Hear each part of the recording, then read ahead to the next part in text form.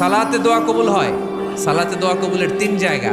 একটা হচ্ছে তাকবীরে তাহরিমার পরে আমরা সানা পড়ি না, আমরা তো একটা পড়ি, আল্লাহর হাবিব সুন্নাহ এবং নফল নামাজে আরও পড়তেন সানা, ওই দোয়া কবুল হয়। দুই নম্বর জায়গা সালাতে সেজদায় পড়ে দোয়া করলে কবুল হয়। আকরাবু মা ইয়াকুনুল আবদু মির রাব্বিহি ওয়া হুয়া সাজিদ ফাকসিরু ফীহি দুআ। বান্দা যখন সেজদায় লুটিয়ে পড়ে বান্দা আল্লাহর সবচেয়ে কাছে চলে যায়। তা কিন্তু বিশ্বনবী বলে সেজদাটা তোমার রবের কুদরতি পায়ের উপরে পড়েছে।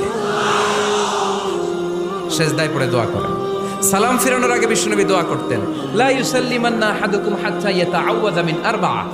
আল্লাহর হাবিব বললেন, চার জিনিস থেকে পানাহ না আছে আমার কোন উম্মত যেন সালাম না ফিরায়। তারা যেন পড়ে, আল্লাহুম্মা ইন্নী আউযু বিকা মিন আযাবিল কবর, আউযু বিকা মিন আযাবি জাহান্নাম, আউযু বিকা মিন ফিতনাতিল মাহইয়া ওয়াল মামাত, আউযু বিকা মিন ফিতনাতিল মাসিহিদ দাজ্জাল। আল্লাহ কবরের আযাব থেকে বাঁচাও, আল্লাহ জাহান্নামের আগুন থেকে বাঁচাও, আল্লাহ জীবন